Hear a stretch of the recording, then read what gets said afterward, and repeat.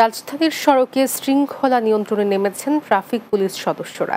সেই সঙ্গে ট্রাফিক পুলিশকে সহযোগিতা করছে শিক্ষার্থীরা। এতে করে মোড়ে মোড়ে যানজট কমেছে।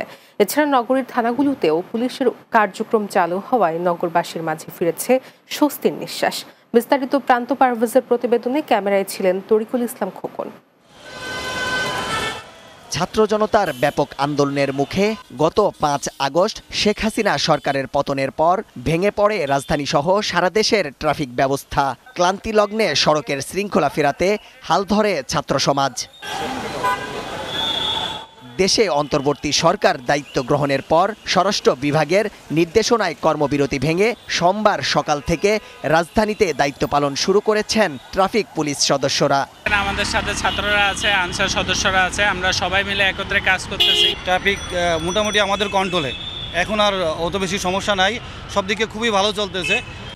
রাজধানী আবারও পূর্বের রূপে ফেরায় সাধারণ মানুষ জানালেন তাদের অনুভূতির কথা। গতকালকে আমি মিরপুর থেকে বাংলা মোটরে গিয়েছিলাম, 3 ঘন্টা সময় লাগছে, কিন্তু আজকে লাগছে 20 মিনিট। পুলিশ সদস্য যারা আছে ট্রাফিকের দায়িত্বে, তারা তাদের স্ব কর্মস্থলে ফিরে এসেছেন, এটা আমরা তাদেরকে অবশ্যই সাধুবাদ জানাই। ট্রাফিক পুলিশরা আমরা তাদের সহযোগিতা করব।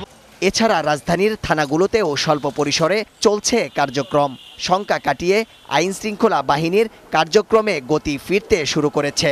সবাই থানায় আসতেছে, এখন সবাই মিলে রাস্তায় নেমে আমরা পুলিশের কাজটা পুলিশকেই করতে হবে, তা আমরা সেই তাগিদ অনুভব করছি এবং আমরা ঊর্ধ্বতন কর্তৃপক্ষের নির্দেশনা অনুযায়ী আমরা দ্রুতই কাজে ফিরব।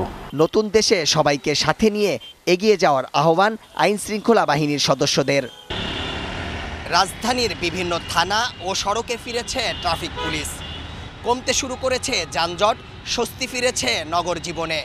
পেছনের সবকিছু ভুলে সুন্দর একটি দেশ গড়ার প্রত্যাশা সকলের। প্রান্ত পারভেজ, বাংলা টিভি, ঢাকা।